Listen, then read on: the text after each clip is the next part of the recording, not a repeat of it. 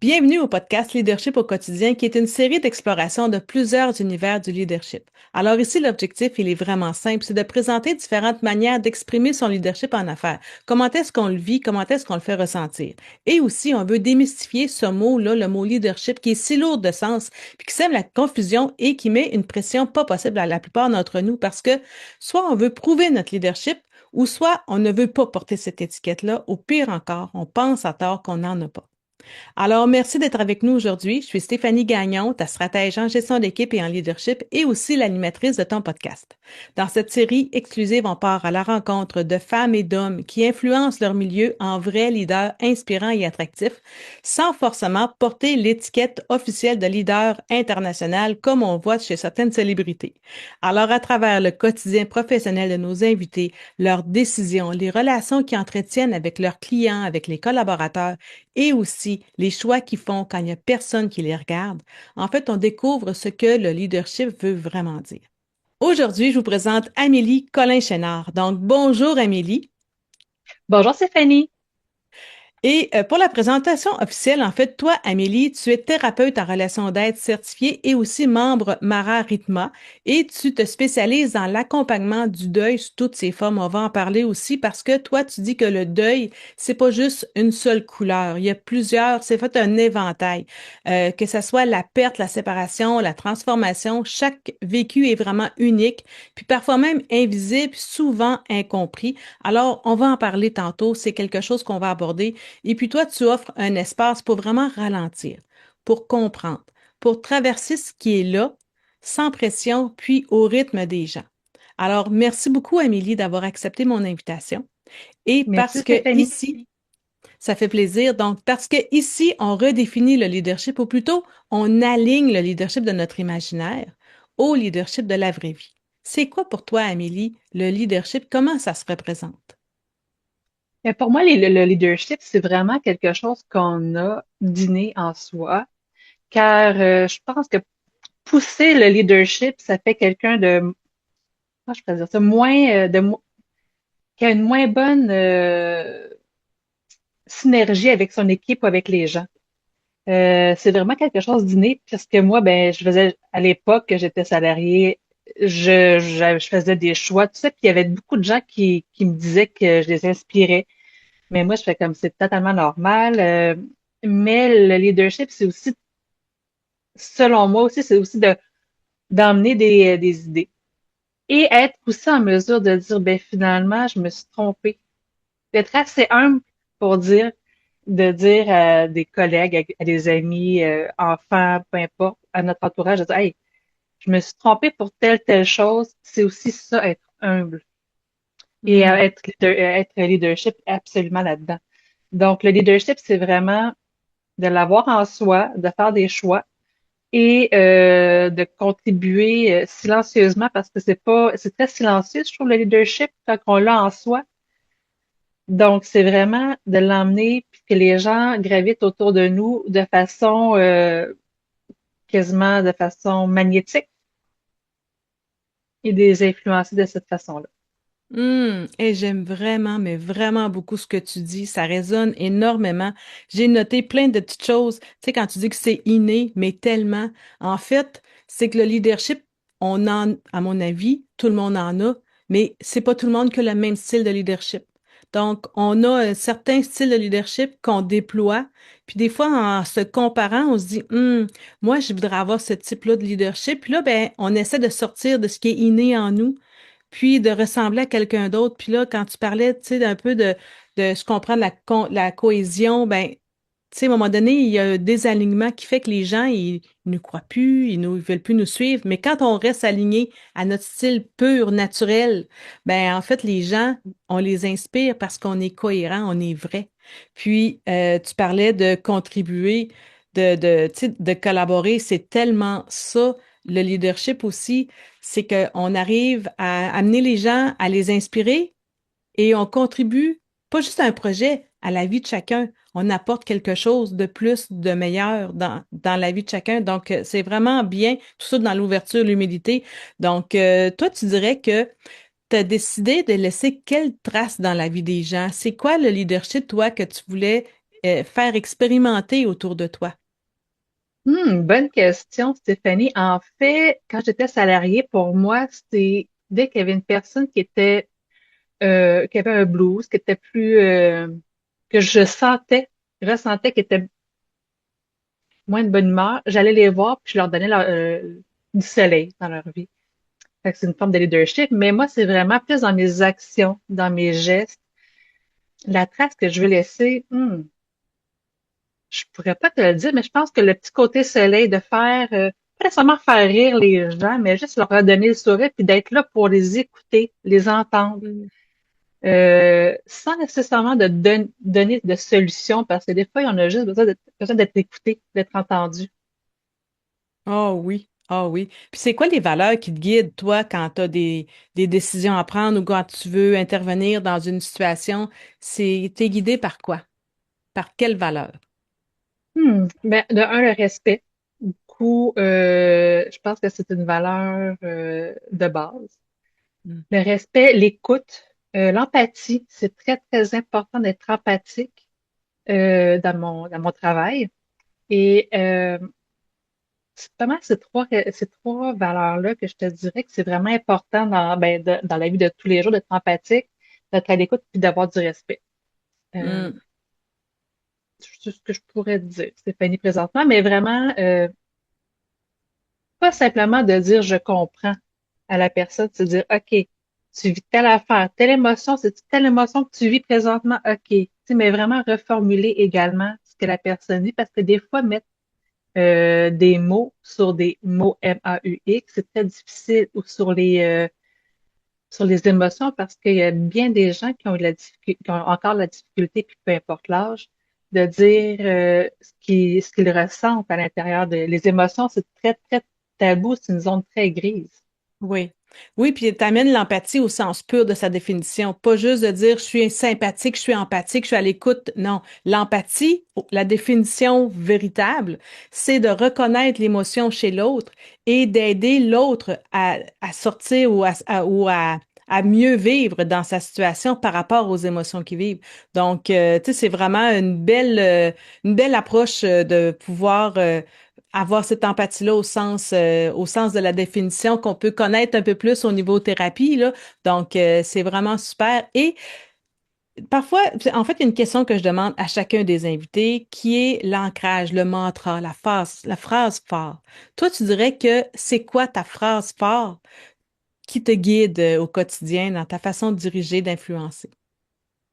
Mais moi, en fait, c'est que devant un problème, il y a un océan de solutions.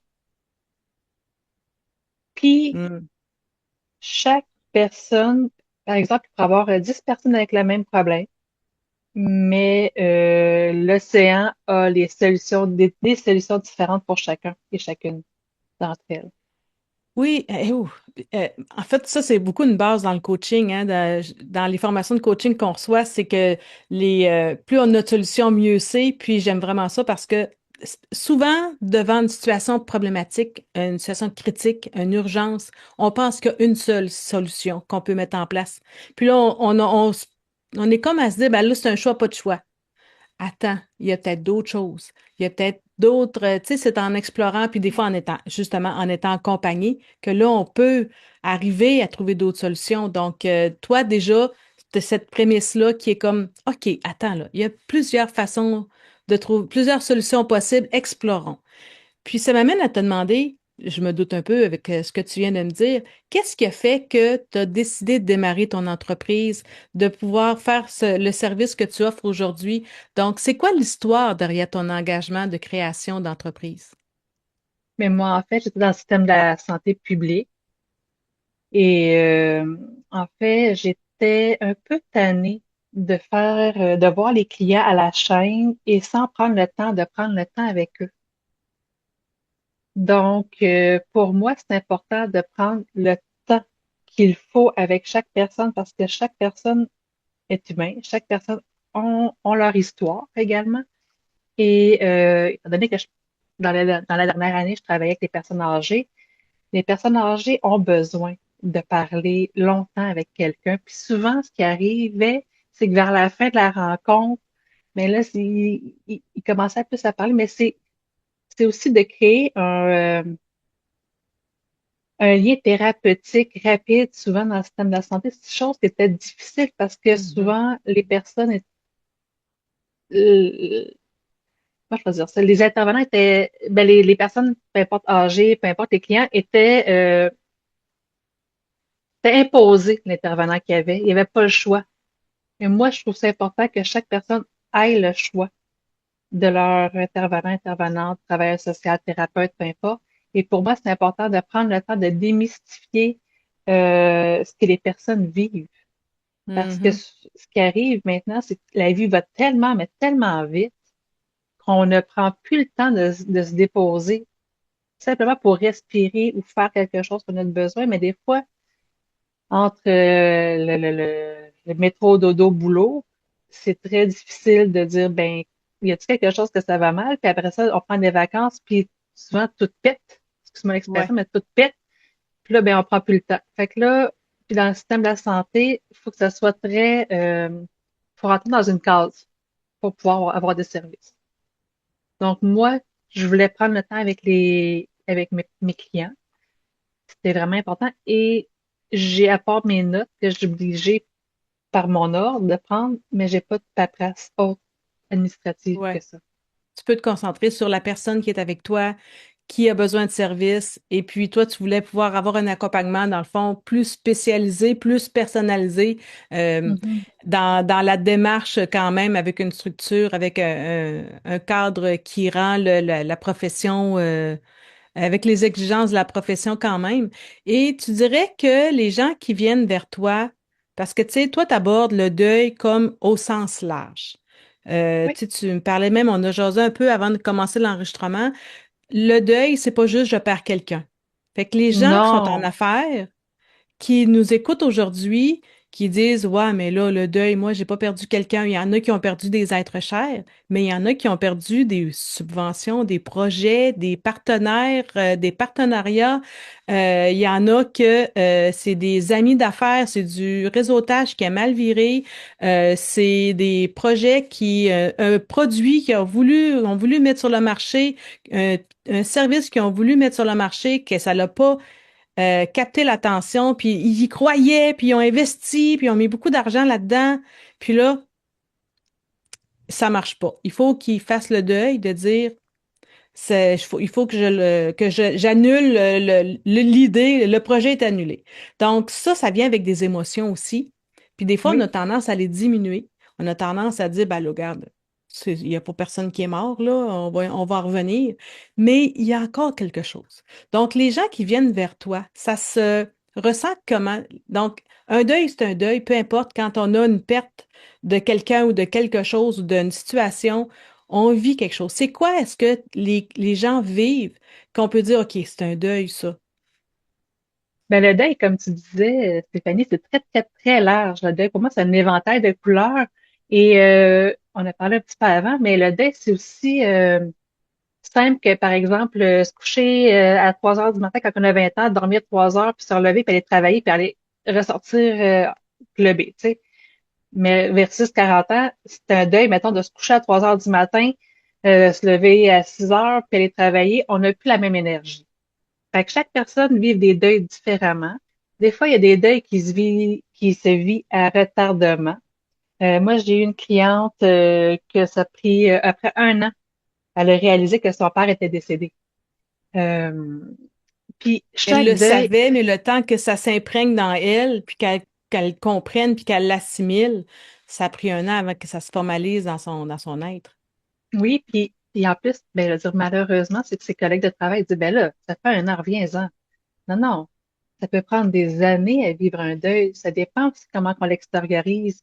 Mais par exemple, comme je nommais ma grand-mère qui est décédée, ça fait quand même une décennie. Mais elle, lorsqu'elle avait un deuil, il y avait une personne qui décédait, elle riait, mais c'est sa façon à elle de vivre le deuil. Mais il y a des personnes qui ne vivront jamais de deuil parce que même s'ils perdent des gens, bon, ils n'ont pas la capacité de ressentir ou que c'est peut-être juste dans le déni tout le long de leur vie par après. Mais les deuils, peu importe, ça, c'est des projets d'affaires, des pertes de poste qu'on voulait avoir, peu importe, c'est un deuil. Surtout quand que Mhm. ça vient nous chercher dans le fin fond des entrailles. C'est un deuil, puis chaque deuil doit être vécu. Mais dans mon accompagnement, c'est que j'accompagne chaque personne de façon différente parce que chaque personne ont leur bagage, puis sont tous différents. Donc, moi, je vais vraiment y aller comme, salut, comment vas-tu aujourd'hui? Ouais. Et le comment vas-tu, c'est totalement différent de comment ça va. Ouais, ouais, ça va, toi? Oui. Ouais, ça amène pas la même profondeur dans l'échange. Puis, donc, ce qui fait que quand une personne se dit, OK, ben là, moi, j'ai un projet qui a échoué, mais c'est pas un deuil. Attends, ça peut être un deuil si tu penses à ce projet-là qui tourne en rond dans ta tête pendant plusieurs semaines, plusieurs mois après avoir pris ta décision. Si tu dis, ben là, moi, j'ai pas de danger que je refasse une affaire de même, c'est fini. Moi, je connais des gens qui prennent des décisions catégoriques, qui y reviennent jamais. Ils ont tellement peur d'avoir encore cette douleur-là qu'ils fuient tout ce qui peut ressembler à. Donc, Mhm. ça, c'est peut-être un indice aussi quand tu dis, je veux pas refaire un autre projet qui va ressembler à ça. Des fois, c'est juste un ajustement ou des gens qui abandonnent, qui différencient pas l'acharnement et la persévérance. Tu sais, c'est comme, ils ont tellement peur d'avoir mal, mais en fait, c'est Mm. qu'ils ont pas peur d'avoir mal, ils ont mal, mais ils Mais oui, sortent pas. absolument. Ben, ça dépend aussi de l'émotion, de la colère, la tristesse, le déni. Il y a plein de choses qui se passent en soi. Mais par exemple, si la personne pense en boucle à son projet, mais que, par exemple, il pense en boucle puis dit, OK, qu'est-ce que j'aurais pu améliorer? Ça, c'est plus de la persévérance, c'est moins dans le deuil.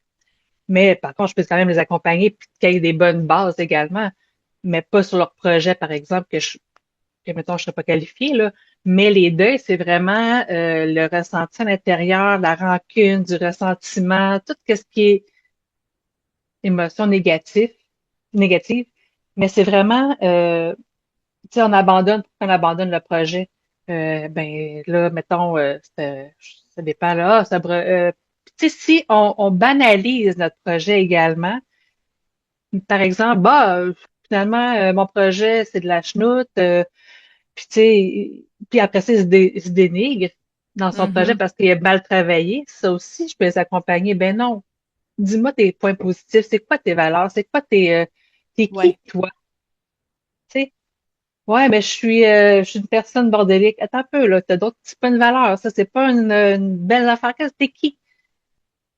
C'est ça. C'est de faire voir d'autres choses. Puis des fois, les gens, c'est correct, tu sais, quand il y a un projet ça arrive très souvent, on parle d'un projet, là, mais tu sais, ça peut être une collaboration d'affaires qui allait super bien. Puis tout à coup, ça va plus. Il y a un deuil d'avoir perdu cette personne-là dans sa Absolument. vie. Elle n'est pas décédée, mais on avait une belle relation et là, il est arrivé quelque chose, puis c'est fini. C'est un deuil aussi, là, à prendre en Absolument. considération. C'est qu'on n'est pas nécessairement bien avec la situation. C'est pas quelque chose qui nous rend heureux. Et ça traîne, ça traîne, ça traîne, puis on n'a pas, on dirait qu'on se sent pas compris. Tu sais, dans ce cas-là, ça serait un indice d'aller te rencontrer, c'est qu'on se sent pas compris par Absolument. notre entourage, parce qu'on se dit, ben là, tu sais, ça fait longtemps, elle est pas morte, la personne, c'est pas une mauvaise affaire que le projet n'ait pas abouti parce qu'on l'a su tout de suite que ça marchait pas. Tu sais, là, les gens, il y a comme un jugement de, ben, reviens-en, là, passe à d'autres choses. Mais, fait que là, on n'en parle pas. Puis Mhm. parce que, tu sais, tout ça s'enchaîne, donc il y a un cercle vicieux qui vient s'installer. Et puis, qu'est-ce qui fait que quand toi, tu accompagnes quelqu'un, c'est quoi la transformation? En fait, puis là, je vais faire une petite parenthèse parce que toi, cette année, tu as été finaliste régional au concours Défi Ose Entreprendre 2026. Bravo, félicitations. Merci. C'est pas rien. Donc, en étant finaliste, ça veut dire que ton projet avait une belle consistance, une offre qui se démarquait, qui était différente des autres et qui valait le coup de cœur d'être déposé, d'être analysé et de se rendre à être finaliste. Alors, toi, ton entreprise, comment tu décrirais ton catalogue de services? Parle-nous un peu là, de comment tu accompagnes. Mais moi, en fait, c'est du un pour un. Donc, en visio ou à domicile, Laval et Basse-Laurentide, mais en visio, c'est partout au Québec. Je fais également des conférences. Je participe à la premier salon Les couleurs du deuil en novembre. Donc, je vais faire une conférence là. Je planifie également d'autres événements prochainement, donc des conférences également. Et donc des ateliers et j'ai des webinaires qui sont en train de se construire et j'ai également un guide gratuit qu'on va pouvoir fournir aux gens.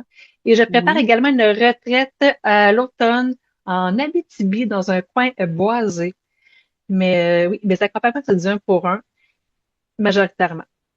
Parfait. Donc, si on résume, c'est que les gens qui veulent faire affaire avec toi, premièrement, ils ont reçu les liens ce matin où est-ce que ils peuvent aller déjà planifier aller télécharger le guide pour voir un peu comment tu travailles. C'est un guide qui est pour découvrir qui est-ce qu'on est.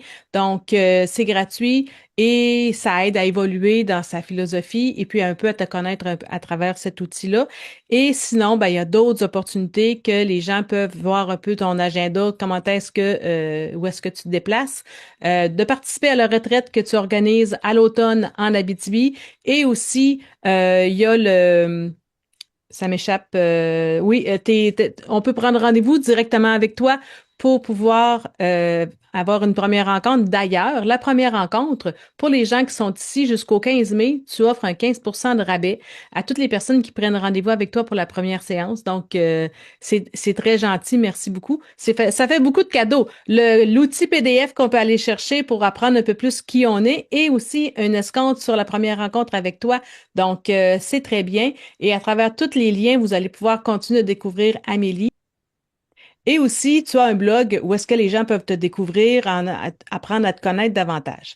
Et maintenant, pour les gens qui ont l'offre VIP, ça leur donne accès au cahier avec les informations de chaque invité. C'est un cahier en 3 parties où est-ce qu'il y a les invités, des articles, il y a les informations pour participer à l'atelier bonus. Atelier bonus qui est fourni avec la passe VIP, c'est un atelier où est-ce qu'on fait le diagnostic de notre leadership, où est-ce qu'aussi on travaille sur l'amorce d'un plan de développement des habiletés de leader et ça donne accès aux enregistrements à vie dès maintenant de tous les enregistrements du podcast.